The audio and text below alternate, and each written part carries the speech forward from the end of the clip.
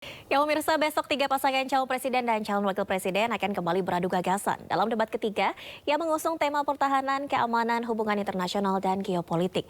Tidak hanya permasalahan di dalam negeri, isu geopolitik di kawasan juga menjadi tantangan bagi presiden terpilih selanjutnya dalam memimpin Indonesia.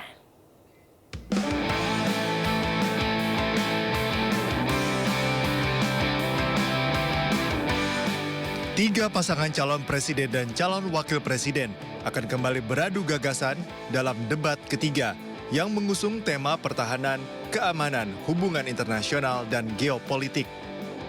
Indonesia sebagai negara kepulauan terbesar di dunia berbatasan dengan 10 negara tetangga, baik di laut maupun di darat. Sehingga keamanan Indonesia adalah pondasi bagi kedaulatan dan kesejahteraan rakyat.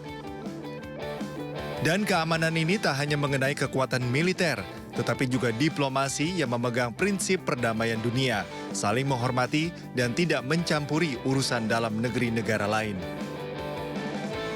Selain itu, sebagai bagian dari masyarakat internasional, Indonesia berkomitmen terus menjalin kerjasama secara regional dan internasional untuk mengatasi permasalahan bersama. Seperti konflik batas negara, pencurian sumber daya alam laut, perompakan, terorisme, dan perdagangan manusia.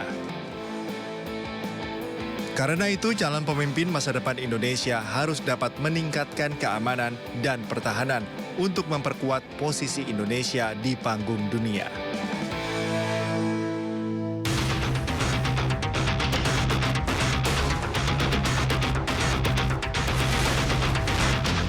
Sejumlah permasalahan geopolitik akan menjadi tantangan bagi Presiden Indonesia terpilih selanjutnya. Beragam kondisi geopolitik pun diperkirakan akan mengganggu stabilitas serta pertumbuhan Indonesia. Konflik berkepanjangan Rusia-Ukraina membuat ketidakpastian harga komoditas dunia dan menjadi ancaman pertumbuhan global dunia termasuk Indonesia. Tidak hanya konflik Rusia-Ukraina, sengketa Laut Cina Selatan dan ketegangan antara Tiongkok dan Taiwan semakin mendorong fragmentasi kondisi geopolitik di kawasan Asia.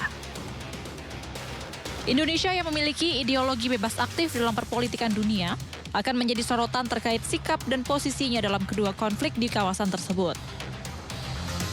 Oleh karena itu, Presiden terpilih harus dapat memiliki kemampuan penanganan krisis terhadap isu-isu geopolitik global dan juga kawasan. Para presiden terpilih diharapkan Indonesia lebih berpartisipasi dalam kancah global, bukan hanya sebagai partisipan. Tidak hanya itu, presiden terpilih juga harus mampu membuat kebijakan-kebijakan yang dapat membuat keuntungan bagi Indonesia di tengah situasi global yang tidak menentu.